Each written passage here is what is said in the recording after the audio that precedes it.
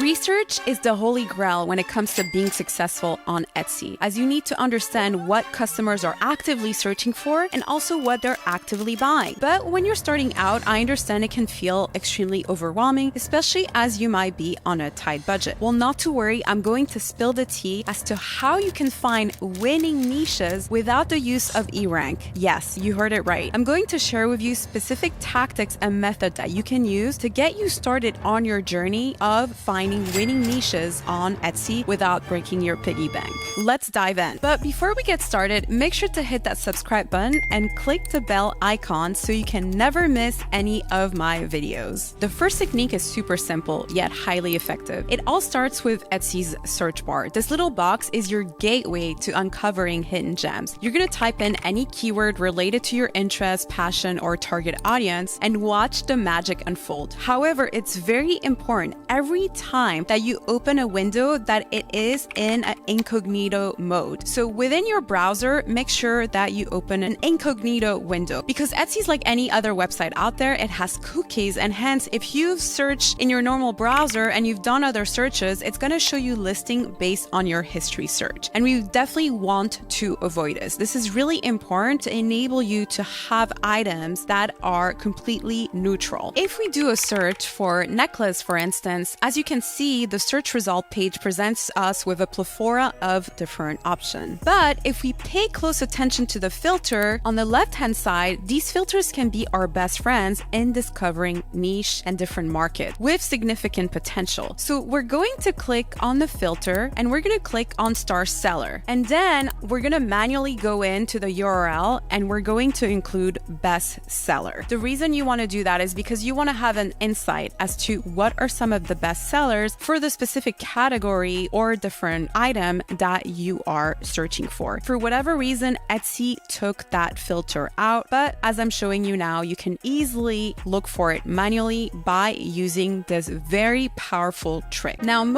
that's where they stop, but I dig deeper. When I see a bestseller, I'm actually going to click on the shop and look at the review and see what else they are selling. This is where you're going to find real gems, simply because these are ideas you might have not even thought of to begin with. So really go down the rabbit hole and you might find niches you've never thought of before. This is really key in setting you apart from the competition. Therefore, I highly encourage you not just go through these bestsellers, but actually click on these shops and look at what customers are actually reviewing, because it's going to give you data of people actually buying these items. You want to make sure that you are going after stores that have had at least 5,000 sales. And then once you have that data, well, you're going to have insights of potential niches you never thought of, especially because when you're starting out, you're probably going to go after broader keywords. And hence, as you refine and kind of go down this rabbit hole, this is really where the magic happens and you are going to find